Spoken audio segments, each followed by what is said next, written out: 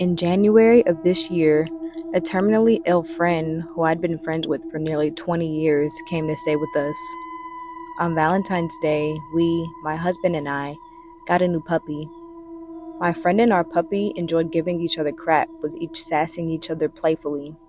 My friend was most comfortable during her stay in the recliner in the living room, and that's actually where she passed away a month ago. Last night, we heard from our bedroom, which is around the corner from our living room, our pup barking playfully and sassily, and a woman's voice softly speaking to her. Both my husband and I heard this as we looked at each other and asked almost in unison, "Who's here?" I went to the living room to find our pup on the couch, looking at the empty recliner, wagging her tail, barking at nothing. A quick search of the home revealed both doors were locked and only my husband and I were home. Yet we both heard a woman's voice talking to our pup softly only moments before.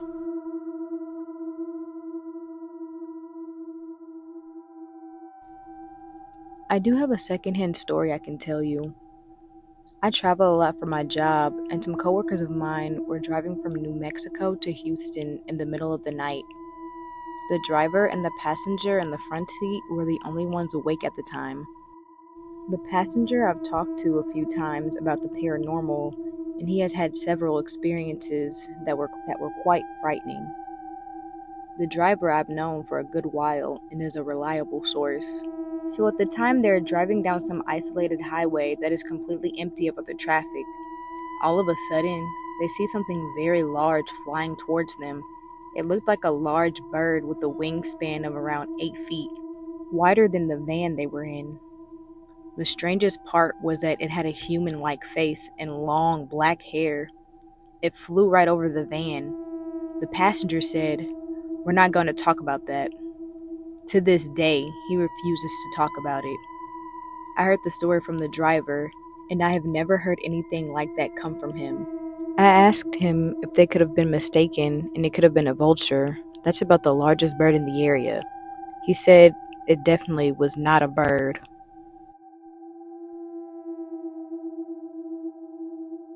We were driving home from a family member's house about 11:30 at night, and we were on a frontage road by the interstate. We were in rural southern Idaho. We were going about 40 miles per hour, I'd guess. In the distance, we could see what looked like a medium to large-sized dog trotting down the middle of the road towards our truck. The closer we got, though, I could see in the headlights that something was off about this dog. It looked somewhat like a greyhound, but maybe that's just because of how it looked. The skin didn't fit right. It was white and almost skeletal, and it had what I could only describe as cloudy, dead eyes, or maybe blind. As I watched it trotting closer and closer, it wasn't showing any signs of moving out of the way. So when it gets up to the bumper of our truck, I knew we were going to hit it. It was about the same size as our dog, who was a heeler mix, maybe taller, judging by how it looked in relation to the truck. There was no way we wouldn't hit it. I instinctively grabbed my husband's arm as I watched it disappear below the bumper, then cringed, waiting for the inevitable thud. But it never came. I watched it disappear below the hood, and it never stopped running. There's no way it turned fast enough to not get hit. I looked at my husband, who isn't much of a believer in paranormal things, and he just said, "What the fuck was that? And how did we not hit it?"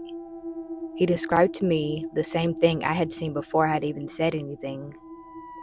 He wanted to stop and look there, but I told him, "Don't you dare." While I had felt slightly relieved he had seen it too, and I wasn't just seeing things in the dark, I still have no idea what it was. We talked about it all the way home. As we got home, we checked under the truck for blood or fur, even though we both know we didn't hear it hit, and there was nothing.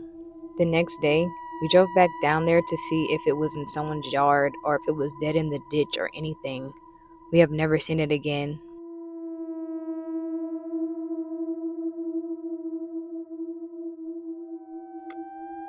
The story takes place when I was around 10 years old. I'm 16 now, but my sister and I like to look back on this a lot. I used to live in a small neighborhood located in the lower part of my town. The area was relatively quiet at night, although the street was poorly lit, especially at the end where the street lamps were broken. On the right side of the street, there were 4 smaller houses, and on the left side, there were 3 slightly larger ones.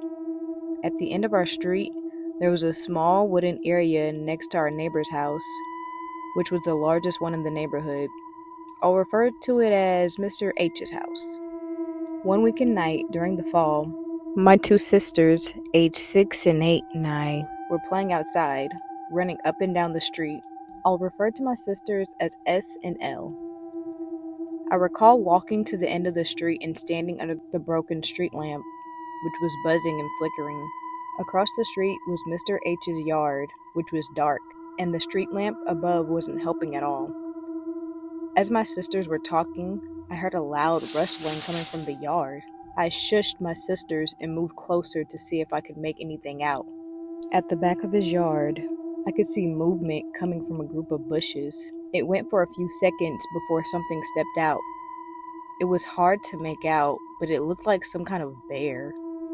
We do have black bears here, but you don't see them very often. At the time, I thought it was a werewolf, which I know now is ridiculous. The bear stood up on its hind legs and looked around. It had matted, dark fur, but it was hard to see well in the dark. I'd estimate it was around 7 feet tall standing up, and I was frozen in fear for a moment. But then S decided to call out to it. "Mr. H, is that you?" She yelled out in his yard.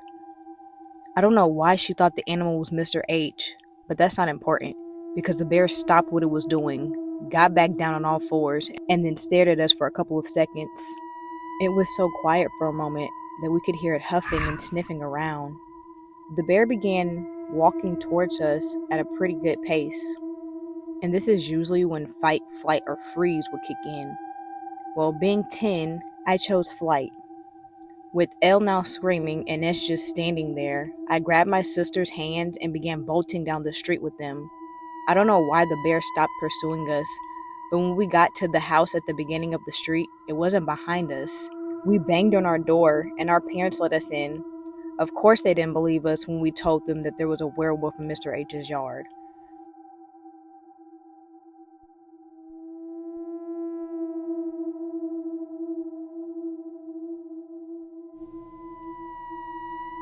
As late teens, early 20s, growing up in South Jersey, my friend group was always getting into ghost hunting on haunted roads and buildings around New Jersey and surrounding areas. We always had some crazy experiences, and this one was no different. We had the original friend group plus another one of our friends. One night, brainstorming what to do, we decided to go on a little ghost hunt trip in our area. Everyone knew of our friend group as the ones that would always be getting into these kinds of things.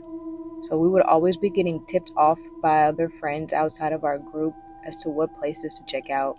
We were tipped off to do a little haunted road not far from us and decided, why not? It's better than nothing. So we all hop in the car and start the little trip towards the road. On the way, we happened to see a Wawa, which of course we had to stop at. Per usual, we were always hyping each other up to see if we could spook the others. While waiting in line, I'm messing with the one friend that's not in the friend group, saying, you're scared to go. When out of nowhere we hear, what's the little one scared of? I say little because the guys in the friend group were all abnormal sized humans, the smallest being roughly 6'3" and 240 pounds, where the little one was just a normal sized typical guy. These guys straight up looked like they just didn't belong there. Some back road Texas chainsaw looking fellas.